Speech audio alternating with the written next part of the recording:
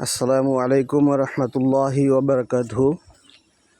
আজ 18ই আষাঢ়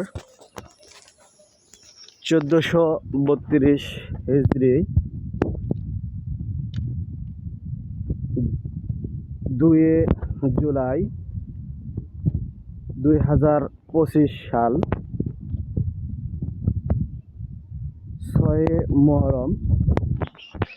তো সম্মানিত দর্শক, আজকের সকালটা কিন্তু অনেকটাই সুন্দর।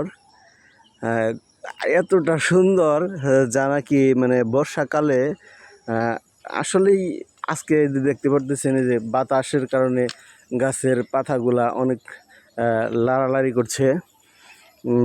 বাতাসের কারণে আজকের সকালটা কিন্তু গরমটাই একটু অনুভূতি কম হচ্ছে। মানে গরম নেই এটা না, গরম আছে, তারপরেও কিন্তু আজকে অনেকটাই স্বস্তি পাওয়া যাচ্ছে যে গরম আল্লাহ তাআলা প্রাকৃতিক বাতাস, এই যে এত সুন্দর বাতাস দিয়েছেন। আর আকাশটা কিন্তু আজকে অনেকটাই মেঘলা। এই মেঘলা আকাশে মানে মানুষ হাঁটাহাঁটি করে চলাফেরা করে অনেকটাই কিন্তু স্বস্তি পাচ্ছে। এই দেখতে পাচ্ছেন আজকের বাতাসটা কিন্তু অনেকটাই মানে সুন্দর বাতাস, সুন্দর অনুভূতি হচ্ছে। আজকের এই মেঘলা আকাশ, আজকের সকালটা যেন অনেকটা সুন্দর। মহান আল্লাহ পাক রাব্বুল আলামিন আমাদের জন্য যেন অনেক রহমত আমাদেরকে দিয়েছেন। আল্লাহর রহমত ছাড়া আসলেই এই দুনিয়াতে কিছুই নেই। দেখেন এই যে এত সুন্দর সুন্দর গাছপালা, এত সুন্দর সুন্দর সব কিছু কিন্তু আল্লাহ তাআলা আমাদেরকে রহমত করে দিয়েছেন। আর এই সব কিছুই কিন্তু আমাদের জন্যই আল্লাহ তাআলা এই পৃথিবীতে সৃষ্টি করেছেন।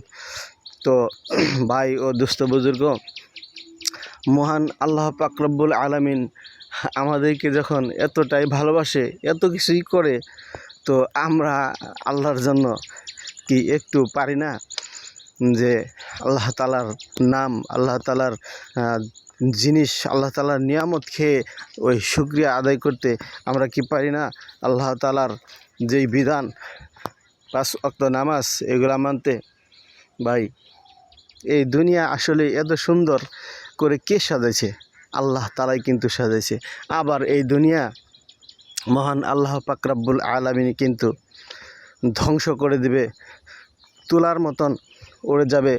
তুলা যেরকম একটা একটা করে উড়ে উড়ে চলে যায়, এরকম করে আবার উড়ে যাবে।